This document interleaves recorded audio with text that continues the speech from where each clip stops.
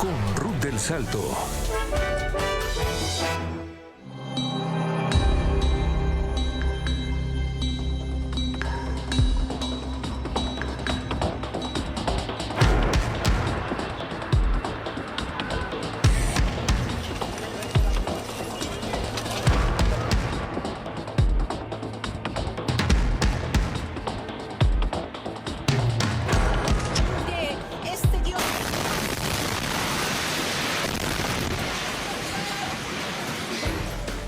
Son invisibles desde el cielo, están escondidas bajo montañas blindadas con capas de concreto y roca diseñadas para resistir incluso potentes bombardeos. Son las instalaciones nucleares subterráneas de Irán.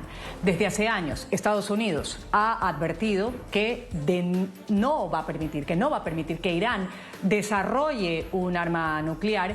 Pero actualmente la situación está con un acuerdo nuclear roto, también unas negociaciones estancadas, por decirlo de alguna manera, y el enriquecimiento de uranio. La pregunta aquí vuelve con mucha fuerza. ¿Puede Estados Unidos o Washington destruir estas instalaciones si Trump decide actuar militarmente contra Irán? También, desde que Israel inició su ofensiva contra Irán, han aumentado las voces que están pidiendo un llamado al cambio de régimen en el país, desde sectores fuertes, duros del Congreso de Estados Unidos hasta algunos activistas iraníes en el extranjero. El descontento interno y la agitación social serían necesarias para propiciar, en este caso, la caída del régimen. ¿Qué pasaría después si esto se da? Vamos a empezar ángulo. Bienvenidos. Ahora mismo lo estamos haciendo bastante bien. Recuerden, Irán no puede tener un arma nuclear. Es muy sencillo, no hay que profundizar demasiado, simplemente no pueden tener un arma nuclear. Hay informes de que quieren enviar al vicepresidente y a Steve Witkoff a reunirse con los iraníes y tener conversaciones. ¿Eso es algo que están considerando? Todavía no estoy seguro. Quizá depende de lo que pase cuando regrese. ¿Qué es específicamente mejor que un alto el fuego? ¿Qué buscan aquí? ¿Un fin? ¿Un fin real? No un alto al fuego, un fin. ¿Es eso algo que sería permanente? Sí, o rendirse por completo. He estado negociando, les dije que hicieran el trato. Deberían haberlo hecho. Sus ciudades han sido destruidas y hemos perdido mucha gente. Deberían haber hecho el trato, les dije, hagan el trato. Así que no sé, estoy demasiado de humor para negociar. ¿Por qué le dijeron a la gente que evacuara Teherán? ¿Sabe cómo anunciaron la evacuación? Sí, creo que es seguro. Están pasando muchas cosas malas y creo que es seguro que evacúen. Acabas de publicar justo antes de que despegáramos que no te vas del G7 debido al alto el fuego. ¿Por qué? ¿Podrías explicarlo? No buscamos un alto al fuego. No dije que lo buscara. Era Emmanuel Macron. Es un buen tipo, pero no acierta muy a menudo. Pero buscamos algo mejor que un alto al fuego. Y justamente horas antes, el presidente Trump instó a todas las personas a evacuar de inmediato Teherán, la capital de Irán. Reiteró que el régimen de Irán debería haber firmado un acuerdo nuclear con Estados Unidos. Este mensaje se dio tras algunos días ya de ataques mutuos entre Irán e Israel. De esta forma lo decía. Irán debería haber firmado el acuerdo que les dije que firmaran. ¡Qué vergüenza y qué desperdicio de vidas humanas! En pocas palabras, Irán no puede tener un arma nuclear. Lo dije una y otra vez. Todo el mundo debería evacuar inmediatamente Teherán. Y esto se tradujo inmediatamente. Largas filas tratando de salir de Teherán. Hay autos con familias, miles de personas comenzaron a abandonar sus hogares en busca de seguridad. Autopistas que fueron colapsadas por el gran número de vehículos que buscaban abandonar la capital iraní.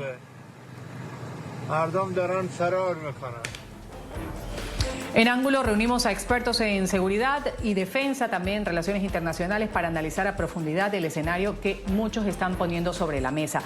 Un ataque preventivo contra el corazón subterráneo del programa nuclear iraní.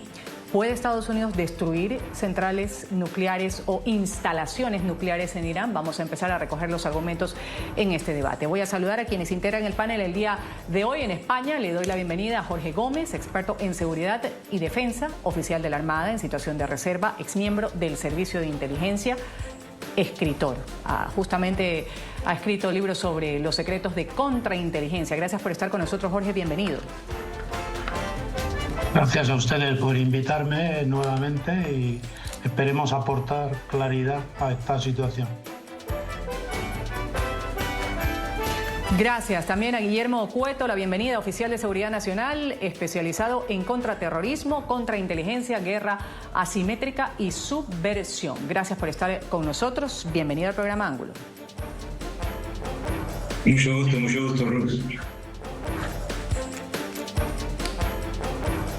Gracias también en Costa Rica a Brian Acuña, profesor de Relaciones Internacionales, experto en conflictos internacionales. Bienvenido. Hola, un saludo a todos, espero que estén muy bien. Gracias a los tres por participar. Vamos a abrir este debate. Lo poníamos ya sobre la mesa. ¿Cuán posible es que Estados Unidos decida actuar militarmente para llegar a estas instalaciones nucleares de Irán? Y Jorge, con usted empiezo. ¿Estados Unidos cuenta con la tecnología para penetrar estos kilómetros? ¿Puede destruir estas instalaciones nucleares de Irán? Sí, yo creo que sí cuenta con el armamento necesario para realizar este tipo de acciones, pero creo que también cuenta con ello Israel, ¿no? sin los Estados Unidos. Es decir, a lo largo de este conflicto ya hemos visto que, por ejemplo, algunos líderes de Hezbollah y de Hamas se alojaban en túneles indestructibles a muchos metros de profundidad y fueron eliminados en esa situación. Por tanto, sí es real que dispongan de la capacidad necesaria para eliminar estos objetivos. Voy a darle la palabra con la misma inquietud. Guillermo, ¿cuál es su opinión al respecto? Sí, los Estados Unidos lo puede hacer a través de bombas especiales altísimas que las llaman GBU-57. Tienen 20 pies de largo, pueden penetrar hasta 200 pies de profundidad y más. Y las bombas son de 30.000 libras, o sea, es algo que nadie tiene en el mundo, pero los Estados Unidos lo puede hacer, lo ha hecho anteriormente en el caso de Irak, y definitivamente lo puede hacer. Se necesitaría más de una bomba para poder destruir, en el caso de Fordo, que es la más peligrosa, la más profunda, la más blindada, como tú decías, Ruth, de los blindajes. Se necesitaría más de una y se necesitarían los aviones B-2, que son unos superbombarderos de Estados Unidos, lo más sofisticado y lo más preciso que hay. Las bombas se pueden poner en un perímetro, o sea, en un cuadrado de 1 metro cuadrado, o sea, de un sitio, un blanco de 1 metro cuadrado. Pero sí se necesitaría más de una para ir abriendo leyes, o sea, las distintas capas y llegar a donde están los depósitos de uranio enriquecido, donde se están haciendo el enriquecimiento del uranio, etc. Con todo respeto a Israel, que ha hecho una labor increíble, y con todo respeto a la Mossad, que ha hecho labores increíbles dentro de Irán, y que, por cierto, es posible destruir esas instalaciones con elementos humanos y técnicos, pero humanos, sin necesidad de utilizar la bomba, porque hay acceso a esas profundas a través de túneles que sirven de abastecimiento y de conexiones eléctricas, etc. Se puede hacer humanamente, pero es una operación sumamente difícil. La Mossad ha hecho penetraciones, ha hecho operaciones increíblemente destructivas contra los depósitos y las instalaciones de misiles de Irán, dentro de Irán recientemente, con una ingenuidad y una efectividad creativa increíble. O sea, se puede hacer humanamente, pero desde el punto de vista aéreo, la única persona, la única entidad que lo puede hacer es los Estados Unidos, con el tipo de bomba y de bombarderos que tiene. Profesor Acuña, para preguntarle, ¿con qué postura se identifica usted de quienes le han antecedido en la palabra? Algo que acotar también. Y la pregunta de rigor aquí es, ¿sería legal bajo el derecho internacional que esto se dé? El hecho de que el presidente Trump, por ejemplo, decida utilizar este tipo de bomba o bombas para llegar a estas instalaciones nucleares de Irán. Bueno, primero que nada, un saludo a los colegas. Desde un punto de vista del sistema internacional, hay una serie de elementos, ¿verdad?, que hay que considerar para golpear instalaciones nucleares. Generalmente lo que se opta es por dejarlas sin funcionamiento, ¿verdad? O sea, tratando de no destruir partes que sean sensibles y que eventualmente puedan afectar a la población civil. Generalmente para poder, digamos, lanzar un ataque contra una central nuclear, se necesita de alguna forma algún tipo de autorización de los entes internacionales, ¿verdad? Acá no es tan arbitrario, aunque posiblemente para dejarlo sin operación después de los informes que la propia OEIA han utilizado, posiblemente también se pueda justificar, ¿verdad? Incluso por ahí se hablaba de un tema de ataque preventivo, ¿verdad? Que es una de las formas en las cuales se ha referido a los ataques de Israel contra posiciones israelíes, y se hablaba, por ejemplo, de protocolos que hablan sobre temas de ataques preventivos que pueden utilizarse en situaciones de riesgo absoluto, como se considera el programa nuclear iraní. Los colegas han contestado, bueno, como expertos en temas de seguridad, han contestado, por supuesto, la pregunta de rigor de si tienen la capacidad de Estados Unidos de acabar con el programa iraní o por lo menos dejarlo fuera de funcionamiento, y definitivamente que sí, con el tipo de armamento que tiene Estados Unidos, los famosos bunker busters, así como también el uso de bombarderos, los B-2 y otros tipos de aviones que pueden utilizar, eventualmente pueden golpear directamente. Acá la pregunta tal vez que cabría hacerse es si únicamente se va a pretender ponerle fin al programa nuclear o atrasar el programa nuclear unos años más, o si por el contrario lo que se busca también es la deposición del régimen, que me parece que más que solamente hablar del fin del programa nuclear, me parece que tanto las palabras de Donald Trump como las palabras del propio liderazgo israelí es de ponerle fin al liderazgo que desde hace 40 años domina Irán y buscar una transición. Claro, vamos a hablar sobre eso, vamos a ahondarlo más adelante sobre esta situación de lo que significa el régimen, la inconformidad que existe dentro de Irán, quienes están dentro de Irán, también un grupo de activistas fuera de Irán, todas estas voces que han venido también poniendo sobre la mesa esto que usted está planteando, profesor. Más adelante lo vamos a tratar. Guillermo, quiero seguir hablando ahora o desarrollando sobre factores operativos con esto que hemos empezado. Acceso, logística, vulnerabilidad también. ¿Qué tan viable, por ejemplo, es una operación aérea contra instalaciones nucleares iraníes sin poner en riesgo aviación estratégica, considerando la cobertura de defensa aérea iraní? Se requiere penetrar una red de defensa aérea que es densa, según dicen los analistas. Sí, en este momento 33% de todos los misiles iraníes han sido destruidos. Más bien, han habido 200 y más aviones israelíes desde el principio haciendo sorties, o sea, emisiones para destruir instalaciones específicas de defensa antiaérea, que lo han hecho con muchísima efectividad, y también de capacidad ofensiva en contra de Israel.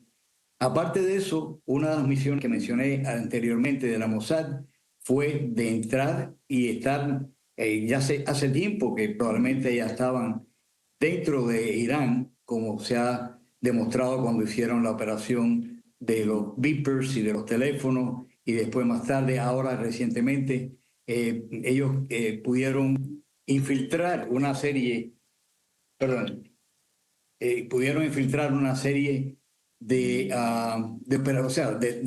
drones y de armas que se utilizaron contra instalaciones precisamente de misiles, o sea que lo hicieron también.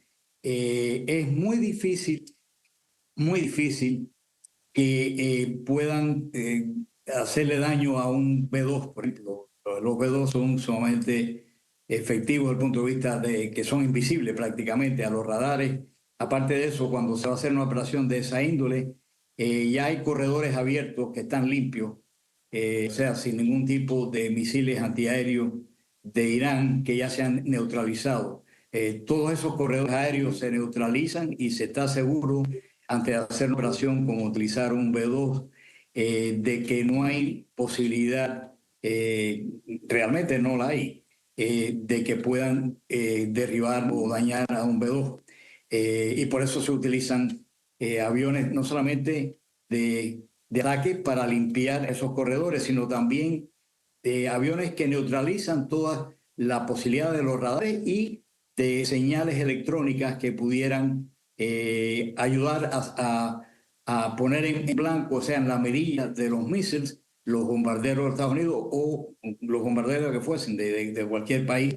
O sea, hay métodos que se han utilizado para neutralizar y hay métodos que se utilizarían en un ataque de esa índole contra Fordo o cualquier otro lugar. Así que la respuesta es de que se puede hacer y se puede hacer con efectividad y sin prácticamente, siempre hay peligro, pero con bastante seguridad de que no va a haber ningún tipo de neutralización.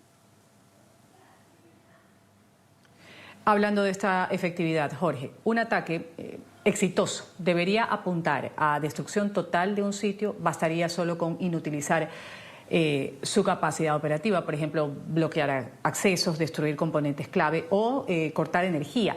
Hoy estaba leyendo algo que algunos analistas apuntan, creen que la funcionalidad de este tipo de instalaciones puede verse más comprometida por ataques quirúrgicos que por intentos de destrucción total, que podrían ser ineficaces o ocasionar, en este caso, una contaminación radiactiva. Sí, yo creo que tenemos que prestar atención a que probablemente nos encontremos ante una operación con mucha más profundidad de lo que es un mero ataque militar. Estamos asistiendo a una operación combinada de la inteligencia, las Fuerzas Armadas y el apoyo de los Estados Unidos, inmediato, un apoyo. Por tanto, parece que ya que hayan estado preparando esta operación con mucho tiempo. Pero deberíamos atender a que, más allá de los objetivos militares, han eliminado con operaciones quirúrgicas la mayor parte del escalón de mando político, han eliminado el escalón de mando militar, han eliminado a los científicos del programa nuclear. Por tanto, creo que va más allá de destruir instalaciones, ¿no? Tal como decía el colega, bueno, el Mossad está dando una clara imagen de una supremacía en las actividades UMIN dentro del territorio iraní. Ya la dio con los Vipers, con los walkies y con la eliminación también de algunos líderes. Bueno, esta noche creo, fue eliminado el jefe del Estado Mayor, que había sido nombrado hace 2 días. Eso es una eficacia que se estudiará después de este conflicto, pero tremenda. Entonces, yo creo que el objetivo, tal como decía nuestro compañero antes, va más allá. Yo creo que el objetivo de esta operación es hacer caer el régimen de los ayatolás, ¿no? Inutilizar las instalaciones y dejarlas sin funcionamiamiento sería atrasar que Irán tuviese al fin un arma nuclear, como se ha estado haciendo hasta ahora.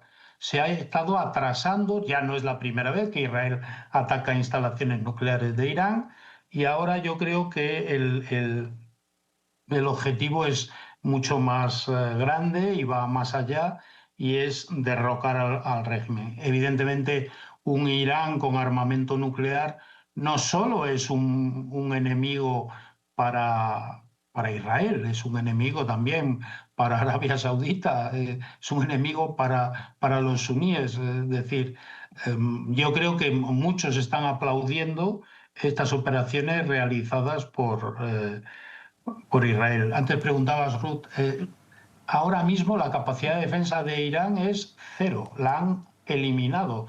Los aviones de combate israelíes han hecho incursiones a Teherán sin ningún problema.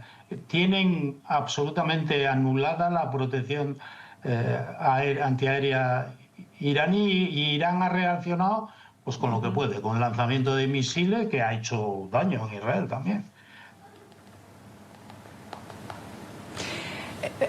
Profesor, hablando de estos riesgos, ahí quiero su acotación a lo que acaba de decir Jorge. ¿Existe el riesgo de que este tipo de ataques que se están dando, o en el caso de que Estados Unidos también así lo decida, pueda llevar a tomar o acelerar la decisión de Irán de desarrollar arma nuclear como forma de disuasión? No creo, digamos, si después de esta campaña Israel y Estados Unidos dejan a Irán en una condición crítica desde el punto de vista operativo en cuanto a su desarrollo nuclear, esto los atrasaría un montón de años. O sea, de todas maneras, como también mencionaban anteriormente, la intención no es llevar a Irán a un acuerdo, parece que ya la intención es acabar con el problema de raíz, lo cual pues deja muchas cosas que ver entre líneas. Y también porque, como mucho que han dicho los colegas, llama poderosamente la atención la cantidad de información que ya tiene Israel previamente, ¿verdad? Y que ha logrado, digamos, acertar golpes bastante importantes sobre figuras tanto del programa de inteligencia como del programa nuclear en sí. Entonces, acá lo que vemos es que Irán, por donde quiera que lo demuestre, ya está intervenido, tiene los sistemas de defensa completamente bajos. De hecho, incluso se han visto aviones israelíes sobrevolando a plena luz del día, cosa que, por ejemplo, Irán no puede hacer con el lanzamiento de misiles y que tiene que hacerlo en la oscuridad para evitar ser detectados las lanzaderas. Incluso están utilizando lanzaderas móviles. Y esto lo que nos demuestra es que el régimen viene de caída ya desde hace unos meses para acá. Se habla, por supuesto, de la última semana, pero lo cierto del caso es que los primeros grandes golpes que se le da al régimen y al sistema de defensa fue el año pasado, en octubre del año pasado, cuando se dio uno de los careos más importantes históricamente entre Israel e Irán. Entonces, respondiendo nuevamente a la pregunta, creo que si se llega a consolidar las operaciones y los golpes hacia el programa nuclear, no solamente lo van a atrasar, sino que técnicamente lo van a dejar fuera de circulación. Sí, digamos, coincido, por supuesto, con la idea de que un Irán nuclear es un riesgo no solamente para Israel, sino para otros actores alrededor del mundo, y además es un riesgo inminente de una eventual carrera nuclear que podría lanzar también a otros países a querer hacer una dinámica similar. En algún momento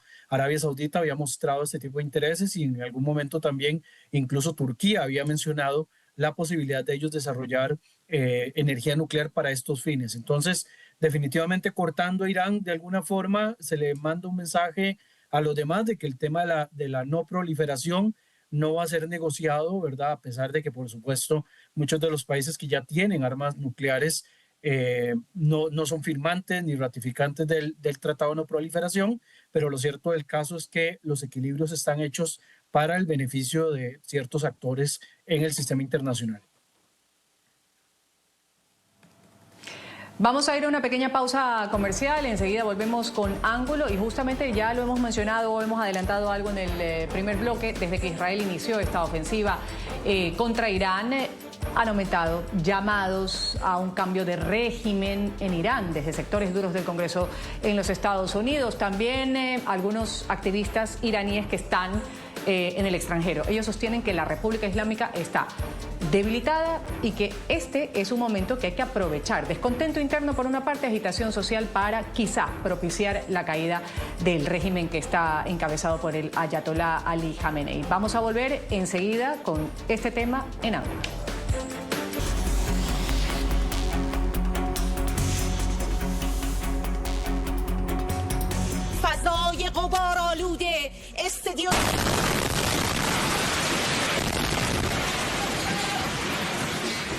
Un ataque israelí impactó la sede de la cadena estatal de televisión de Irán. El video muestra una presentadora de noticias saliendo rápidamente del set al producirse la explosión. El embajador de Israel ante la ONU justificó el bombardeo señalando que atacarán objetivos que sirvan al cuerpo de la Guardia Revolucionaria Islámica encargada de operaciones en el exterior.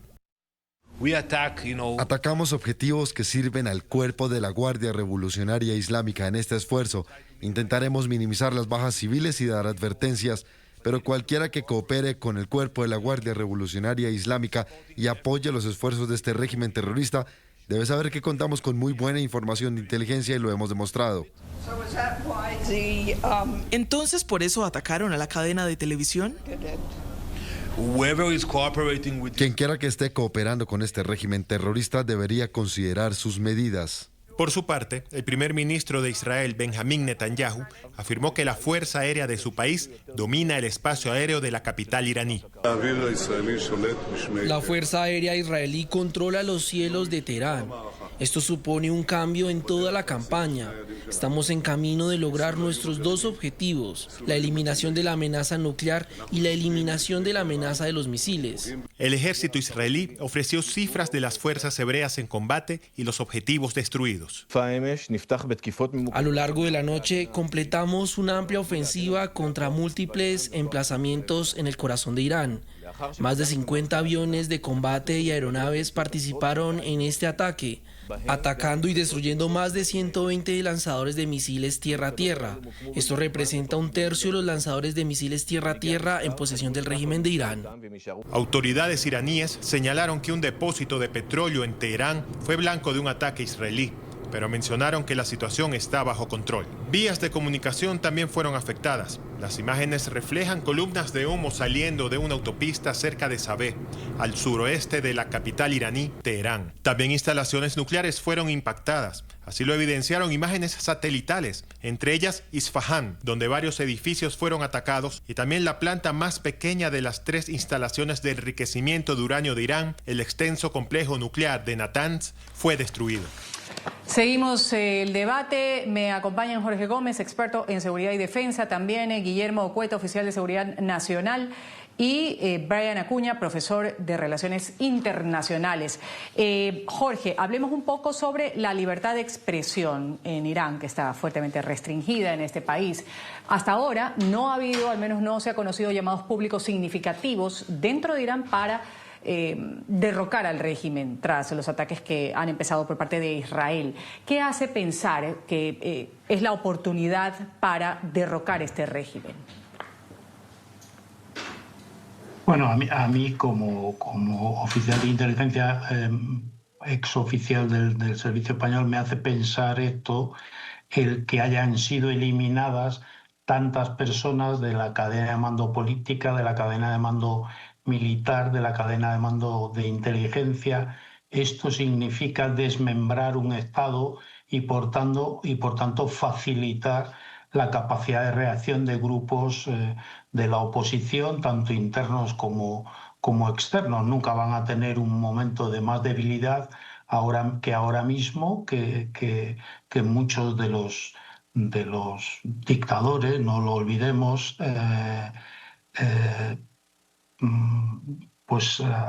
han sido eliminados y por tanto lo tienen más fácil, ¿no? El eliminar constantemente determinados puestos es algo que afecta mucho a esto. Lo veremos a partir de ahora en las redes, en la parte mediática mundial, si comienzan a agitarse grupos en el exterior. Nos dará ya una idea clara de si esto forma parte también de la operación.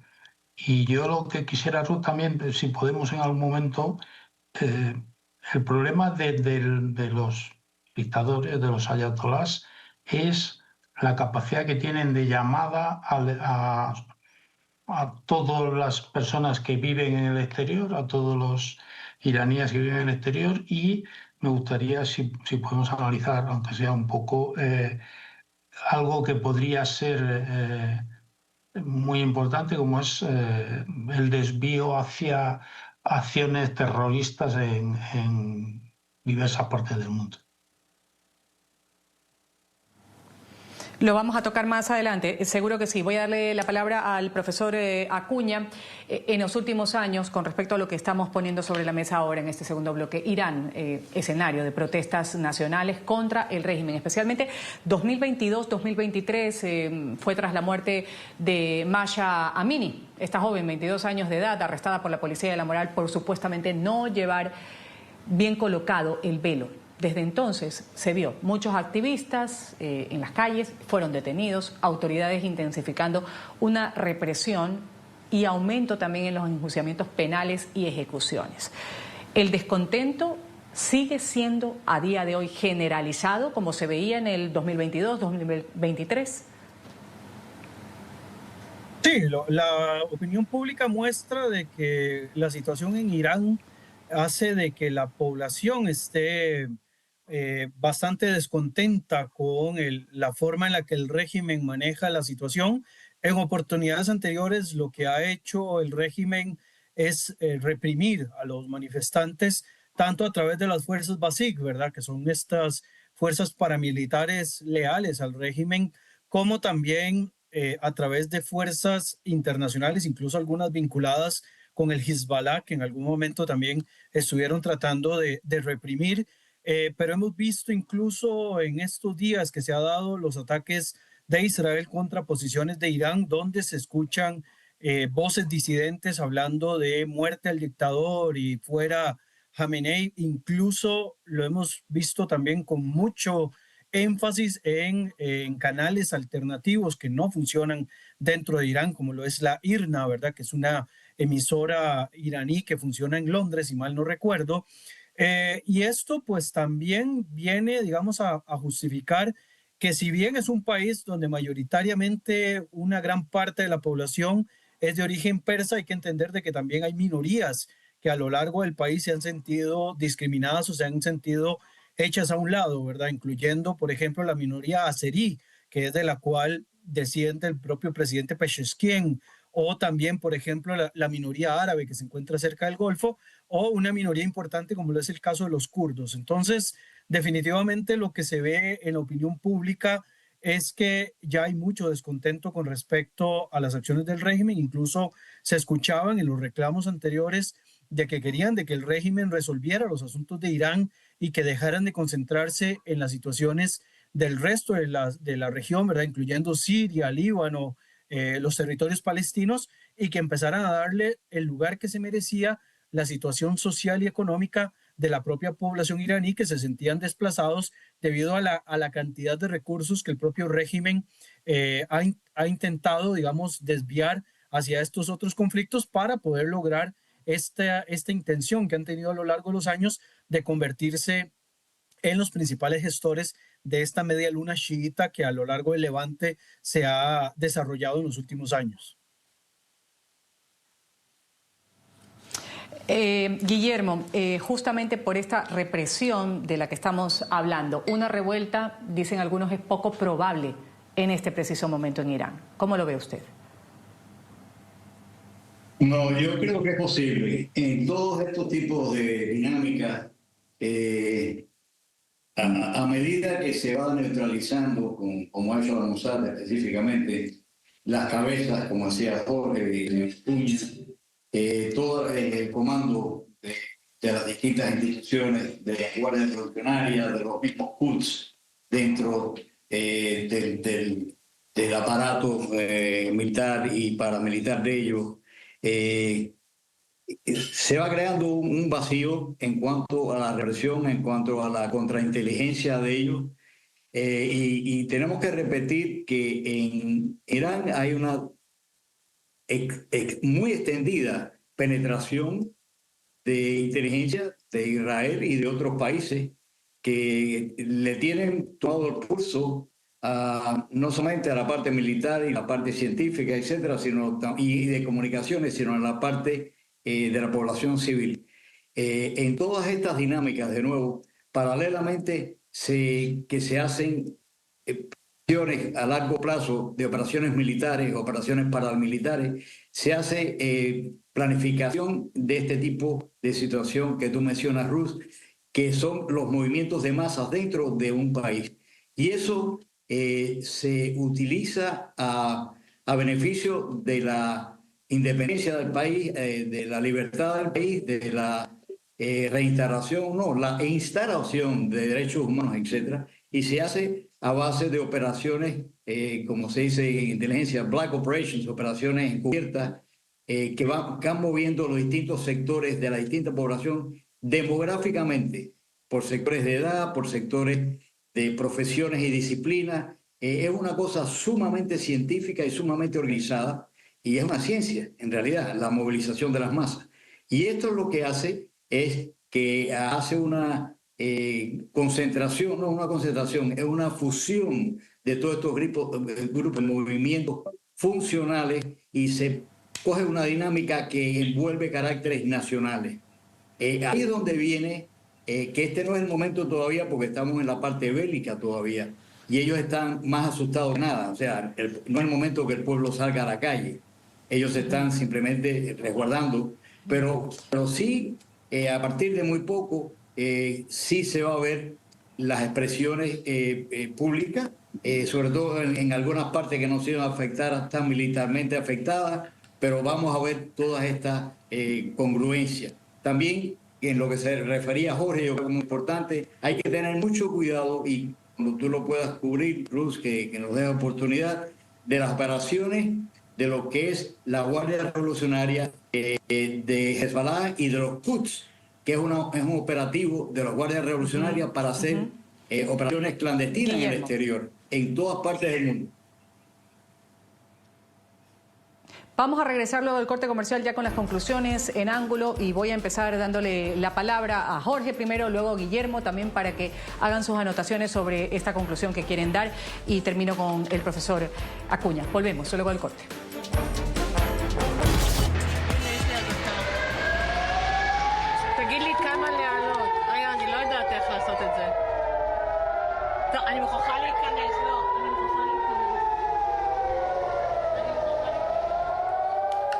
Tiempo de las conclusiones en ángulo. A mis tres panelistas, 1 minuto y medio. Voy a empezar con Jorge Gómez, experto en seguridad y defensa. Adelante, Jorge, lo escuchamos. Bueno, yo creo que estamos ante una operación de mucha más profundidad que cualquiera que se haya producido anteriormente. La eficacia de la inteligencia israelí es asombrosa, demostrando un alto grado de penetración en territorio iraní, con una utilización de la inteligencia de fuentes humanas de modo muy importante. La inteligencia de fuentes humanas es la obtención de información a través de fuentes, de personas, y también que hagan trabajos para facilitar operaciones. Por tanto, ahora mismo nos encontramos con un Irán militarmente muy mermado ya, en tan solo 2-3 días de ataques de Israel, y con un programa nuclear también muy dañado. La situación, por hacerla fácil de entender, tenemos a unos gobernantes con miedo que piden a Estados Unidos que esto se pare. Tenemos a un pueblo con miedo, con mucho miedo, y esto dibuja el escenario mejor para la caída del régimen, que creo que es el objetivo real de todo esto. Solamente anotar un cuidado, que lo hemos nombrado en el programa, que es cuidado con las acciones terroristas, porque los líderes teocráticos, cuando caen, siempre están dispuestos a ejercer o llamar a todo tipo de locuras. Gracias, Jorge. Guillermo, lo escucho. 1 minuto y medio también. Adelante. Creo que es muy importante mantener con la conciencia o reforzar la conciencia nuestra de que esto no es una operación solamente, obviamente es de Israel, primordialmente, pero no es un binomio Israel-Estados Unidos, si los Estados Unidos los apoya más directamente o funcionalmente unidos a ellos, sino esto es una guerra donde el mundo entero tiene que estar unido apoyando a Israel contra un régimen despótico y criminal que ha extendido todas sus operaciones en el mundo entero y tienen proxies en todos los lugares, Hezbollah, Hamas, los Houthis, etcétera, más las operaciones, como decíamos, de los Quds. Y estoy de acuerdo con Jorge, hay que tener mucho cuidado a la reacción en el momento, no solamente en el futuro, cuando haya un colapso o haya un triunfo en contra del régimen, sino también en este momento, en el futuro, en cada una de nuestras ciudades, capitales, etcétera. Yo creo que es sumamente importante. Y en este momento ver lo que va a ocurrir, porque yo creo que van a pasar distintos acontecimientos que no se esperan, pero van a ser sorprendentes, y yo creo que eso es muy importante. Y reaccionar positivamente en unión y apoyo a Israel. Gracias, Guillermo. Profesor Acuña, cierro con usted. Sí, yo creo que debido, digamos, todo el desenlace que se ha venido presentando desde la semana anterior, cosa que nos sorprendió bastante, pero que al mismo tiempo nos impactó de ver las acciones, no solo desde el punto de vista operativo y militar, sino desde la perspectiva de inteligencia. Lo que podemos estar es tal vez a las puertas de ver un cambio de paradigma en la situación de Irán con respecto a toda la región del Medio Oriente. Por lo tanto, podríamos estar no solamente aconteciendo o estando presente frente al fin, digamos, del programa nuclear de Irán, sino también eventualmente a más de 40 años de control de un régimen teocrático y un cambio de esquema. Llama mucho la atención, digamos, la respuesta de otras potencias hegemónicas como Rusia y China, que no se han manifestado con respecto a su aliado en el Medio Oriente, lo cual nos puede también demostrar de que hay cierta complacencia con que haya un cambio de régimen y un cambio también en cuanto a la forma de hacer las cosas en el Medio Oriente, que pareciera pasa más por una cuestión de multilateralidad que por una cuestión ya de los viejos paradigmas existentes en la región. Gracias, Brian. Me voy a una pequeña pausa comercial. Esto es Ángulo. Volvemos enseguida. Américas. Hoy hemos trazado el ángulo en una tensión que no solo atraviesa el Medio Oriente, sino que también impacta a escala global.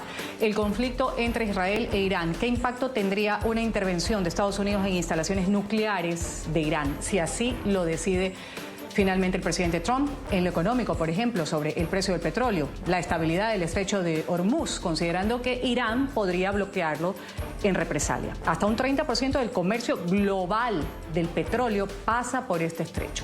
Voy a agradecer a quienes han participado el día de hoy en el panel. Jorge Gómez, experto en seguridad y defensa. Gracias, Jorge.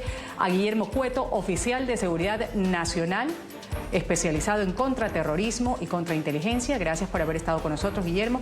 Y a Brian Acuña, profesor en Relaciones Internacionales. Gracias, Brian. Me despido, soy Ruth del Saldo. Ustedes sigan con la señal de NTN 24.